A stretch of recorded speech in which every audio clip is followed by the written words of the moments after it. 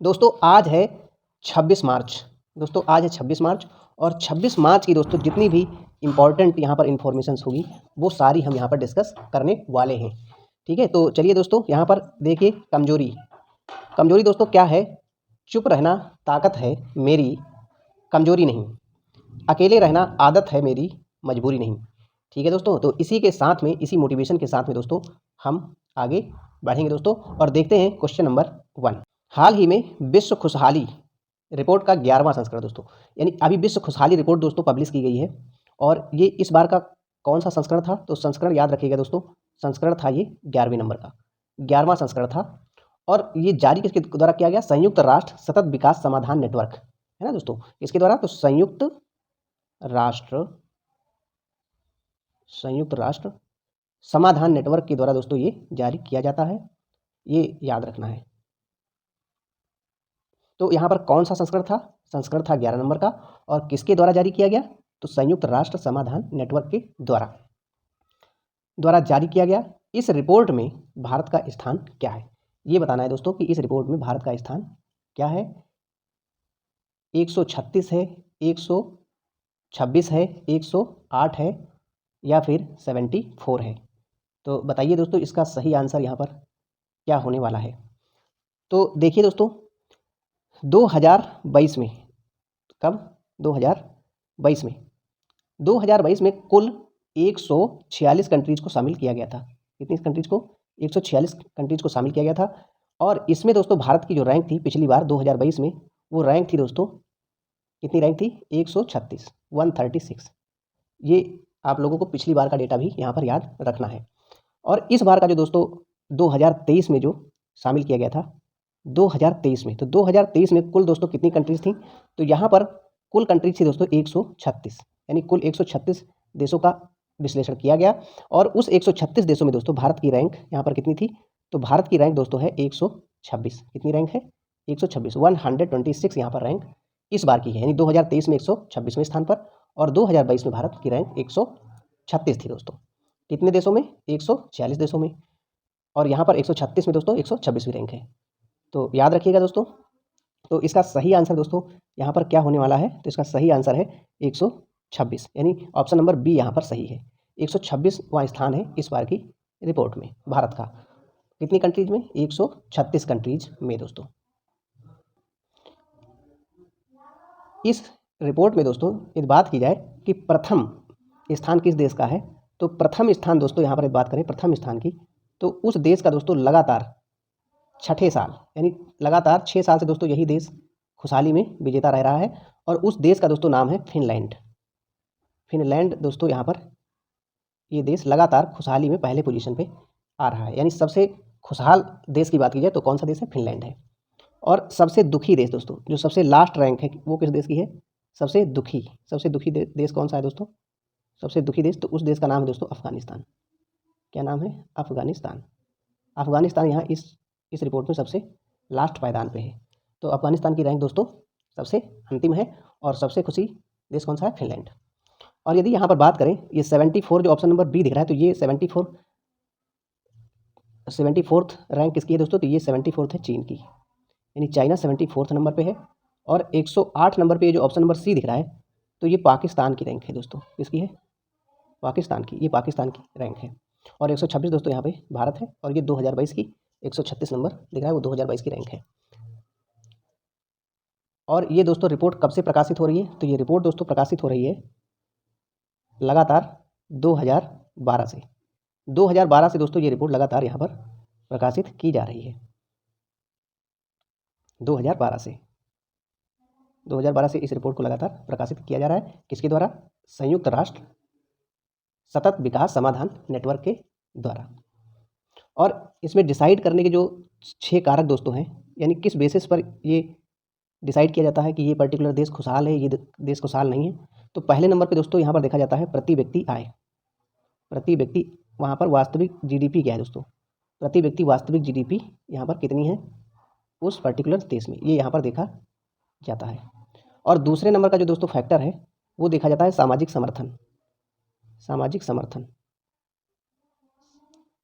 समर्थन कितना है? और तीसरे नंबर पे दोस्तों आता है स्वस्थ जीवन प्रत्याशा।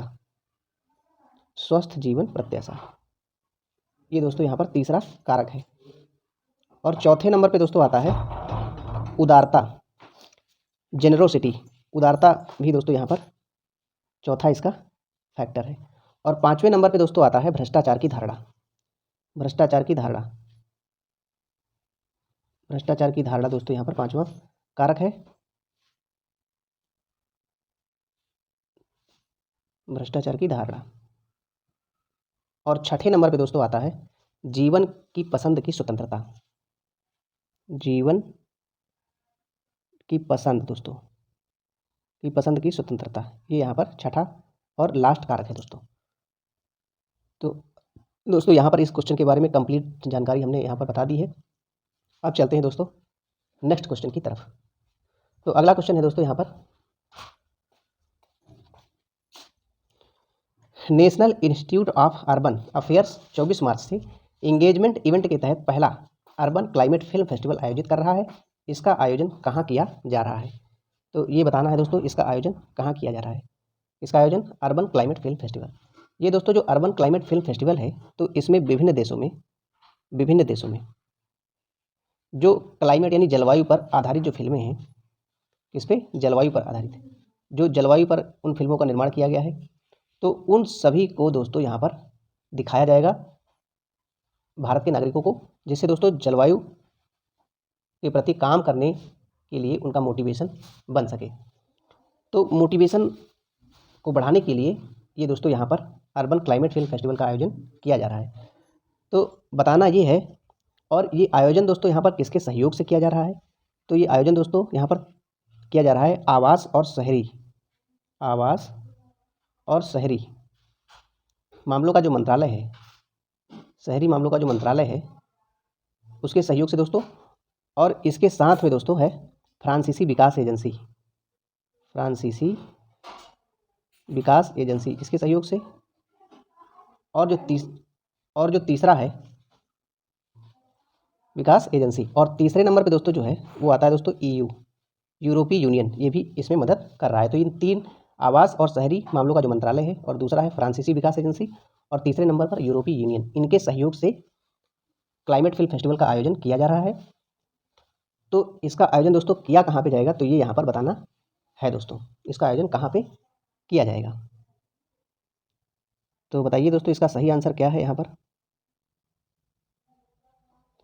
तो इसका सही आंसर दोस्तों है, वो है दोस्तों ऑप्शन नंबर सी, नई दिल्ली में इसका आयोजन किया जा रहा है। कहाँ पे किया जा रहा है? नई दिल्ली में किया जा रहा है। और इसमें दोस्तों 9 देशों की फिल्मों को दिखाया जाएगा, 9 देशों की फिल्मों को दिखाया जाएगा। 9 कंट्रीज़ की जो फिल्में हैं, और ये फिल्में दोस्तों किस पे बनी हैं? तो वो जलवायु पे दोस्तों यहाँ पर फिल्में ये बनी हुई हैं। इन 9 देशों की जो फिल्में दिखाई जाएंगी कहाँ पे? नई दिल्ली में। यहाँ पर national institute of urban affairs, ये जो संस्थान है दोस्तों, ये शहरी यानी आवास और शहरी मामलों के मंत्रालय के अधीन दोस्तों काम करता है, और ये एक केंद्रीय स्वायत्त निकाय है। तो चलते हैं दोस्तों अगले क्वेश्चन की तरफ। क्वेश्चन नंबर 3 दोस्तों यहाँ पर है, Garden Reach Ship Builders and Engineers Limited द्वारा निर्मित 8 anti submarine warfare shallow watercraft की श्रृंखला में दूसरा 21 मार्च को कोलकाता में लॉन्च किया गया है। इस INS का नाम क्या है? तो दोस्तों यहाँ पे चौथा ऑप्शन दिख रहा है INS द्रोणाचार्य। तो इस दोस्तों हाल ही में अभी इसको INS द्रोणाचार्य को प्रेसिडेंट कलर्स से सम्मानित किया गया है, प्रेसिडेंट कलर्स से। और भारत की 15वीं राष्ट्रपति श्रीमती द्रौपदी मुर्मू जी के द्वारा ये सम्मान INS द्रोणाचार्य को यहाँ पर दिया गया है, प्रेसिडेंट कलर्स। तो इसका दोस्तों बताना है कि निर्मित 8 एंटी, जो कि garden Reach Ship builders engineers दोस्तों कहाँ पे है? ये दोस्तों है कोलकाता में। कहाँ पे? तो ये कोलकाता में है दोस्तों। कोलकाता कहाँ पे है? कोलकाता किसकी राजधानी है दोस्तों? बांग्लादेश की। कोलकाता में है। और इसी के द्वारा दोस्तों है निर्मित 8 सबमरीन वारफेयर सैलो वाटरक्राफ्ट की श्रृंखला में दूसरा दोस्तों कोलकाता में ही इसकी लॉन्चिंग की गई है। और इस INS का दोस्तों यहाँ पर नाम है INS एंड्रोथ। तो इस क्वेश्चन का सही आंसर दोस्तों है ऑप्शन नंबर बी, इसका बिल्कुल सही आंसर है दोस्तों यहाँ पर। तो अब चलते हैं दोस्तों क्वेश्चन नंबर 4 की तरफ। क्वेश्चन नंबर 4 है दोस्तों यहाँ पर, केंद्रीय गृह मंत्रालय के केंद्रीय मंत्री श्री अमित शाह जी ने मादक पदार्थों की तस्करी और राष्ट्रीय सुरक्षा पर क्षेत्रीय सम्मेलन की अध्यक्षता की। इसका आयोजन कहाँ किया जा रहा है? तो बताना दोस्तों क्या है कि इसका आयोजन यहाँ पर कहाँ किया गया है, इस क्षेत्रीय सम्मेलन का। नई दिल्ली में किया गया है, बेंगलुरु में, कोलकाता, चेन्नई, कहाँ पे किया गया है? तो इसका दोस्तों आयोजन किया गया है बेंगलुरु में। ऑप्शन नंबर बी इसका सही है, इसका आयोजन बेंगलुरु में किया गया। और यदि बात करें दोस्तों यहाँ पर ये सम्मेलन आयोजित किया गया था मादक पदार्थों की तस्करी के बारे में। तो विश्व की दो सबसे बड़ी, यदि बात करें विश्व की जो दो सबसे बड़ी हैं, क्या सबसे बड़ी हैं? अफीम उत्पादक क्षेत्र। विश्व की दो सबसे बड़े अफीम उत्पादक क्षेत्र दोस्तों कौन कौन से हैं? तो उनके नाम यहाँ पर मैं लिख देता हूँ। सबसे बड़े अफीम उत्पादक क्षेत्र, अफीम उत्पादक क्षेत्र। तो अफीम उत्पादक क्षेत्र दोस्तों यहाँ पर पहले नंबर पे आता है गोल्डन ट्रायंगल। क्या नाम है दोस्तों? Golden triangle. याद रखिएगा दोस्तों, ये सब एग्जाम में पूछे जाते हैं टर्म, गोल्डन ट्रायंगल। और दूसरे नंबर पे आता है दोस्तों गोल्डन क्रिसेट, गोल्डन क्रिसेट, इसका नाम है दोस्तों गोल्डन क्रिसेट। गोल्डन ट्रायंगल और गोल्डन क्रिसेट। दोस्तों यदि गोल्डन ट्रायंगल की बात करें तो ये दोस्तों किन किन देशों के बीच में पड़ता है दोस्तों? तो ये मैं यहाँ पर लिख देता हूँ गोल्डन ट्रायंगल। तो गोल्डन ट्रायंगल दोस्तों यहाँ पर कुल मिलाकर के 4 देशों में आता है। ये क्षेत्र फैला हुआ है थाईलैंड, और दूसरे नंबर पे आता है म्यांमार, और तीसरे नंबर पे जो कंट्री है दोस्तों वो है वियतनाम, है ना। और चौथा जो कंट्री है दोस्तों वो है लाओस। यानी इन 4 देशों में गोल्डन ट्रायंगल जो क्षेत्र है वो फैला हुआ है, इन 4 देशों में। और यदि गोल्डन क्रिसेट की बात करें तो गोल्डन क्रिसेट दोस्तों ये 3 देशों में फैला हुआ क्षेत्र है। पहले नंबर पे आता है पाकिस्तान, और फिर दूसरा कंट्री है दोस्तों यहाँ पर अफगानिस्तान, और तीसरा जो कंट्री है दोस्तों, तीसरे नंबर का कंट्री है दोस्तों यहाँ पर ईरान। तीसरे नंबर का कंट्री ईरान है। तो गोल्डन ट्रायंगल दोस्तों थाईलैंड, म्यांमार, वियतनाम और लाओस में पड़ता है, और गोल्डन क्रिसेट पाकिस्तान, अफगानिस्तान, ईरान में दोस्तों क्षेत्र है। तो ये 2 सबसे बड़े उत्पादक क्षेत्र हैं दोस्तों पूरे विश्व के, गोल्डन ट्रायंगल और गोल्डन क्रिसेट। और दोस्तों यहाँ पर जो अगला टर्म मैं बता दूं कि विश्व में जेनेरिक दवाओं का सबसे बड़ा निर्माता दोस्तों कौन है? तो उसका दोस्तों नाम है यहाँ पर भारत। यानी भारत पूरे विश्व का दोस्तों यहाँ पर जेनेरिक दवाओं में जो पहला स्थान है प्रोडक्शन के मामले में। तो ये भी दोस्तों यहाँ पर याद रखिएगा कि जेनेरिक दवाओं में फर्स्ट स्थान किसका है? तो वो भारत का है। और ये दूसरे नंबर जेनेरिक दवाओं के उत्पादन में, जेनेरिक दवाओं के उत्पादन में दोस्तों यहाँ पर पहले नंबर पर भारत आता है। और भांग के उपयोगकर्ता दोस्तों पूरे विश्व में कितने हैं? यानी जो भांग है, जो भांग खाने वाले व्यक्ति हैं, ये दोस्तों सब एग्जाम में क्वेश्चन आता है और 100% आता है इसका डेटा, इसलिए मैं यहाँ पर बता रहा हूँ दोस्तों। भांग के उपयोगकर्ता यानी भांग को जो खाने वाले व्यक्ति हैं पूरी दुनिया में, वो कितने हैं यहाँ पर ये बताना है। उपयोगकर्ता तो यहाँ पर कितने हैं दोस्तों? 3.1 करोड़। 3.1 करोड़ लोग यहाँ पर भांग का उपयोग करते हैं दोस्तों। तो चलते हैं दोस्तों इसी के साथ में अगले क्वेश्चन की तरफ। तो अगला क्वेश्चन यहाँ पर है दोस्तों, पीएम मोदी ने 24 मार्च को रुद्राक्ष कन्वेंशन सेंटर, कहाँ पे दोस्तों? रुद्राक्ष कन्वेंशन सेंटर वाराणसी में। वाराणसी दोस्तों कहाँ पे पड़ता है? तो ये यूपी है, में उत्तर प्रदेश में पड़ता है, महादेव की नगरी। एक में दोस्तों वर्ल्ड टीबी सेंटर को कहाँ संबोधित किया है? तो इसका सही आंसर है वाराणसी में प्रधानमंत्री जी ने रुद्राक्ष कन्वेंशन सेंटर में 1 world TB centre, TB summit दोस्तों यहाँ पर संबोधित किया है। अब यहाँ पर 2025 तक दोस्तों याद रखिएगा, 2025 तक भारत जो है टीबी मुक्त होना चाहता है, और 2030 तक जो यूनाइटेड नेशंस है ये पूरे विश्व से टीबी खत्म करना चाहता है। तो 2030 तक पूरी दुनिया से टीबी को मुक्त होना है, और 2025 तक भारत मुक्त होना चाहता है टीबी से। यहाँ पर दोस्तों एक प्रोग्राम चलाया जा रहा है टीबी को एबॉलिश करने के लिए। उस प्रोग्राम का नाम है दोस्तों स्टॉप टीबी पार्टनरशिप। क्या नाम है? स्टॉप टीबी पार्टनरशिप यहाँ पर ये एक प्रोग्राम चलाया जा रहा है। और ये कब से दोस्तों चलाया जा रहा है? तो ये 2001 से यहाँ पर चलाया जा रहा है, 2001 से चलाया जा रहा है। और इसका उद्देश्य दोस्तों क्या है? उद्देश्य है सार्वजनिक स्वास्थ्य समस्या के रूप में तपेदिक को खत्म करना, ये इसका उद्देश्य है। और इसका दोस्तों यहाँ पर हेडक्वार्टर कहाँ पर है स्टाफ टीबी पार्टनरशिप का? तो ये है दोस्तों जिनेवा स्विट्जरलैंड में, जिनेवा स्विट्जरलैंड, जिनेवा स्विट्जरलैंड में इसका हेडक्वार्टर है दोस्तों।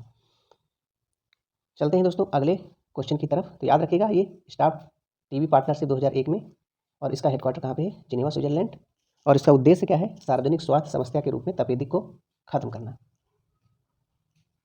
अगला क्वेश्चन है दोस्तों यहाँ पर, विश्व टीबी दिवस कब मनाया जाता है? तो दोस्तों 14 मार्च को मनाया जाता है नदियों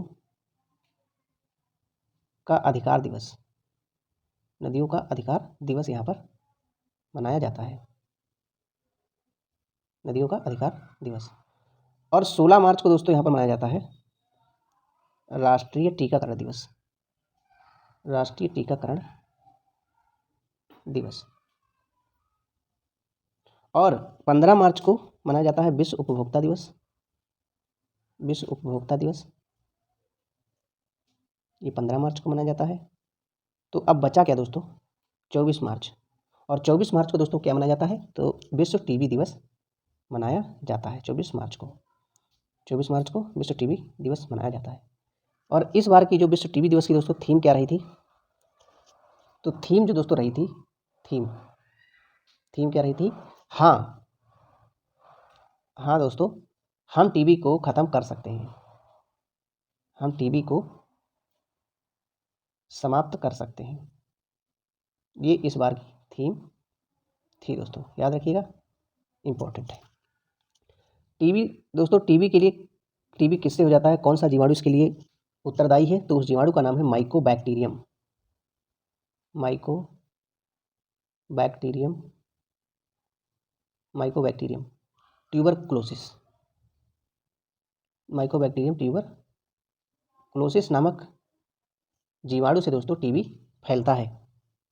और टीबी यूनाइटेड नेशंस के द्वारा दोस्तों 2030 तक खत्म करने का लक्ष्य रखा गया है पूरी दुनिया से, और भारत 2025 तक खत्म करना चाहता है। यदि बात करें दोस्तों टीबी के मामले जो दोस्तों सबसे ज़्यादा पाए जाते हैं वो हमारे पड़ोसी देशों में ही सबसे ज़्यादा पाए जाते हैं, जैसे कि चाइना, पाकिस्तान, श्रीलंका, भूटान, मालदीव, नेपाल, ये इन सभी में सबसे ज़्यादा टीबी के पेशेंट हैं। और पूरी दुनिया में जो दोस्तों टीबी के पेशेंट हैं, जितने पूरी दुनिया में दोस्तों टीबी के पेशेंट हैं, उन पेशेंटों में दोस्तों भारत की हिस्सेदारी कितनी है? भारत की हिस्सेदारी, तो वो दोस्तों हिस्सेदारी है 30%। कितनी है? 30%। पूरी दुनिया में दोस्तों जितने टीबी के पेशेंट हैं, उनमें से 30% जो टीबी के पेशेंट हैं वो हमारे देश में ही पाए जाते हैं, यानी हमारे भारत में पाए जाते हैं। तो काफ़ी बड़ा डेटा है दोस्तों, 30%, यानी 100 पूरी दुनिया में टीबी के पेशेंट हैं, तो उनमें से 30 जो व्यक्ति होंगे वो भारत से होंगे। चलते हैं दोस्तों अगले क्वेश्चन की तरफ। अगला क्वेश्चन है, संयुक्त राष्ट्र अभ्यास कोंकण किन 2 देशों के बीच में आयोजित किया जा रहा है? भारत बांग्लादेश, भारत चीन, भारत यूनाइटेड किंगडम, या फिर भारत संयुक्त राज्य अमेरिका। तो इसका दोस्तों आंसर हो जाएगा भारत और यूनाइटेड किंगडम के बीच कोंकण अभ्यास दोस्तों आयोजित किया जा रहा है। और इन 2 देशों के बीच में दोस्तों कुछ अन्य अभ्यास भी होते हैं, जैसे कि इंद्रधनुष, ये दोस्तों एक वायुसेना अभ्यास है। और दूसरे नंबर पे दोस्तों है अजय वारियर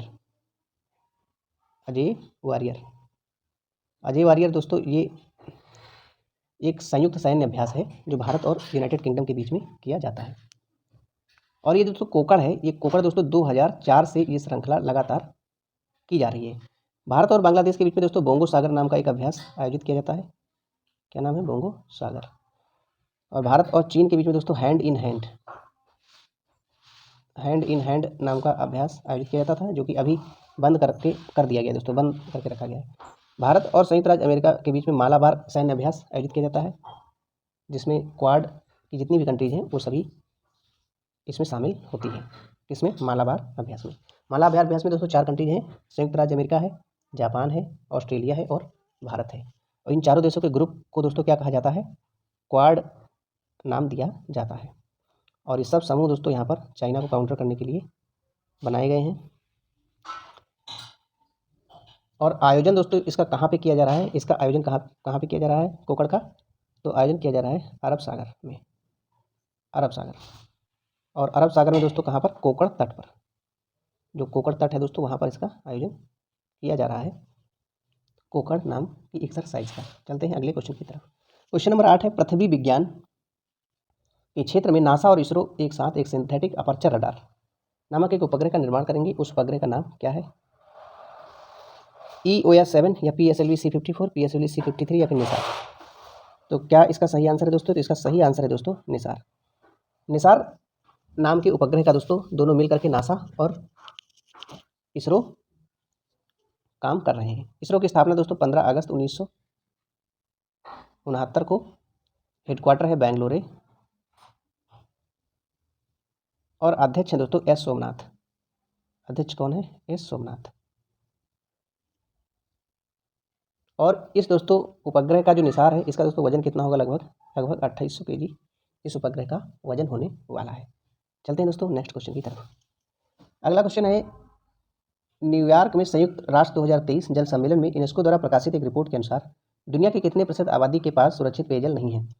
30%, 28%, 26% या 13%? तो कितने प्रतिशत आबादी के पास दोस्तों? 26% आबादी के पास यहाँ पर सुरक्षित पेयजल नहीं है। तो इसका सही आंसर दोस्तों कितना है? सही ऑप्शन है ऑप्शन नंबर सी, इसका बिल्कुल सही आंसर है 26%। और ये दोस्तों यूनेस्को द्वारा प्रकाशित की गई है। तो यूनेस्को दोस्तों क्या है? यूनेस्को दोस्तों एक यूनाइटेड नेशंस की यूएनओ की एक विशेष एजेंसी है। और इसकी यूनेस्को की स्थापना दोस्तों कब की गई थी? तो स्थापना दोस्तों की गई थी यहाँ पर 16 नवंबर 1945 को।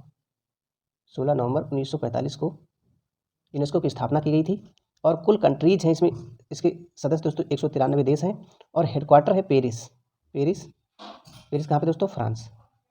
हेडक्वार्टर कहाँ पे इसका? Paris, France. और प्रमुख जो है अध्यक्ष हैं दोस्तों वो है ऑड्रे अजोले। उनका नाम क्या है? ऑड्रे अजोले इनका नाम है। तो ये क्वेश्चन दोस्तों लास्ट क्वेश्चन था और यहीं पर अपनी क्लास को वाइंड अप करते हैं। Thank you so much.